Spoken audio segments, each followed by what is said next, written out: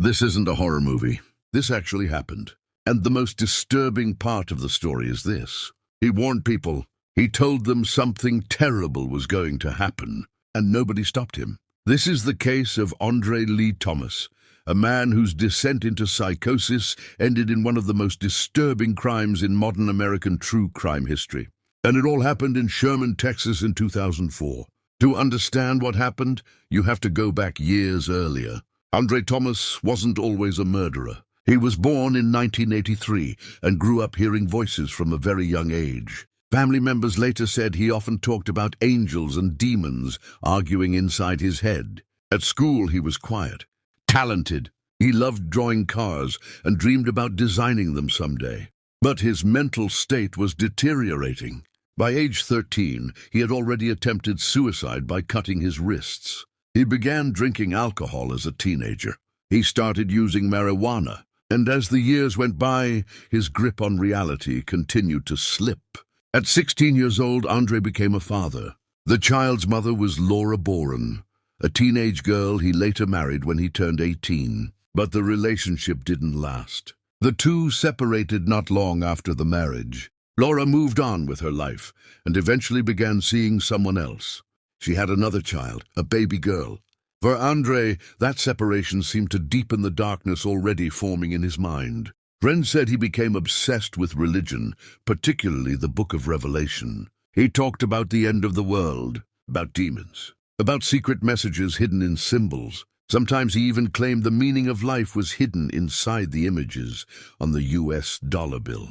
The warning signs. By early 2004, Andre's mental state had reached a dangerous point. He was drinking heavily. He was abusing cold medicine, specifically coricidin cough tablets, which can cause hallucinations when taken in large amounts. The drug made his already unstable mind even worse. People around him began noticing terrifying behavior. At one point, while working a job digging graves at a cemetery, Andre climbed into one of the graves and lay there silently. He told his boss he wanted to die. He talked about demons controlling the world. He believed evil spirits were everywhere. And then came the moment when he directly asked for help. March 5, 2004. On March 5th, a friend became so worried about Andre's behavior that he rushed him to a local mental health clinic. Andre told the staff something chilling. He said if they didn't help him immediately, he would throw himself in front of a bus. He was begging for psychiatric help, but the clinic couldn't keep him there. They told him to go to the emergency room instead. He never went, and no one followed up to make sure he did. 3 weeks later, things got worse, much worse. 3 weeks later, Andre stabbed himself in the chest. He later said he did it because he was trying to cross over into heaven. Bleeding, he walked into the emergency room at Texoma Medical Center. Doctors quickly realized something was very wrong. Medical notes described him as paranoid, suicidal, hallucinating, deeply psychotic. The doctor immediately began arranging an emergency psychiatric detention order. But while staff were making the arrangements, Andre simply got up, walked out of the hospital, and disappeared. No one stopped him. No security detained him. He walked out the door and went home. Less than 24 hours later, on March 27, 2004, Andre Thomas made a decision that would shock the entire country. He placed 3 knives into his pockets. 1 knife for each victim. Later he explained why. He said he didn't want their blood to mix, because he believed demons were inside them. Then he walked to the apartment of his estranged wife. Inside that apartment were 3 people. Laura, their 4-year-old son, and Laura's 1-year-old daughter. The attack. Andre forced his way inside the apartment. What happened next is difficult to describe. Driven by delusions, he believed he was fighting evil. He believed the people inside were possessed. He stabbed Laura to death. Then he went into the children's bedroom. He killed them too. After the murders, he mutilated the bodies, cutting open their chests in an attempt to remove what he believed were demonic forces. In his mind, he wasn't committing murder.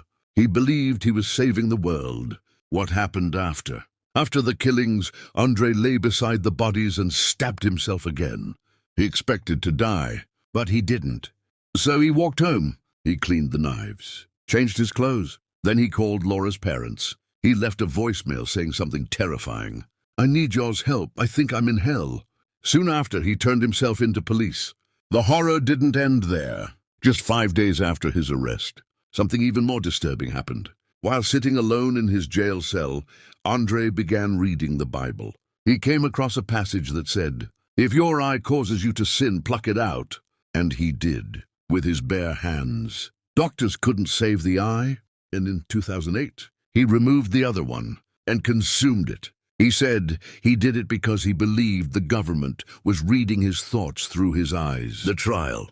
Psychiatrists diagnosed Andre Thomas with schizophrenia. Initially, he was ruled incompetent to stand trial. But after 47 days in a state psychiatric hospital, doctors declared him fit to stand trial. His defense argued insanity. Prosecutors argued that drugs and alcohol had caused the psychosis. Under Texas law, voluntary intoxication can invalidate an insanity defense. The jury ultimately rejected the insanity argument. In 2005, Andre Thomas was convicted of capital murder and sentenced to death, a case that still sparks debate. Today, Andre Thomas remains on death row in Texas, blind, still diagnosed with severe mental illness. His case has sparked years of debate about whether someone so mentally ill should be executed. It has also forced difficult questions about the mental health system. Because this tragedy didn't happen without warning. He asked for help. Multiple times, doctors recognized the danger, yet a broken system allowed him to walk away. And 2 days later, 3 lives were gone. The question that still haunts this case, the most chilling part of this story, isn't just the crime. It's the warning that came before it. Andre Thomas told people he was losing control. He begged for help, and the system failed to stop what came next, which leaves a question that still lingers today. How many tragedies begin with a warning that no one takes seriously?